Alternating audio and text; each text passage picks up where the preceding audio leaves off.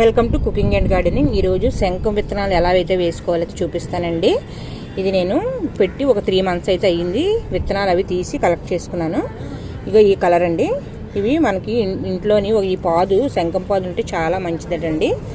ఇది ఎండాకాలంలోని మనకి పువ్వులు పూయడం తగ్గిపోతుంది. మళ్ళీ వర్షాకాలం స్టార్ట్ అయ్యాక మనకు చాలా పువ్వులు అయితే పోస్తాయండి. మనకి దీనికి ఒక సీజన్ అంటూ ఉంటుంది. ఇప్పుడు మళ్ళీ దీని విత్తనాలు అయితే కలెక్ట్ చేసుకొని నేను మళ్ళీ అయితే వేసుకుంటున్నానండి. ఈ విత్తనాలు అయితే చిన్న చిన్న గింజల్లాగా అయితే ఉంటాయి. ఒక్కొక్కటి నాటుకుంటున్నాను. ఎన్ని అయితే వస్తాయో చూడాలండి. ఇవి మొత్తం అన్నీ జర్మినేషన్ అయితే అవ్వండి. కొన్ని అయితే మనకు వచ్చే ఛాన్స్ అయితే ఉన్నది. ఈ హోల్స్లోని 2 విత్తనాలు అయితే వేస్తున్నానండి. ఇవి వేసుకొని లైట్గా మనం మట్టి క్లోజ్ చేయాలి. ఇలా ప్రెస్ చేసుకోవాలండి. ప్రెస్ చేసుకుంటే చాలు. మరీ లోతుగా అయితే పెట్టుకుంటే మనకి మొక్క అయితే రాదండి.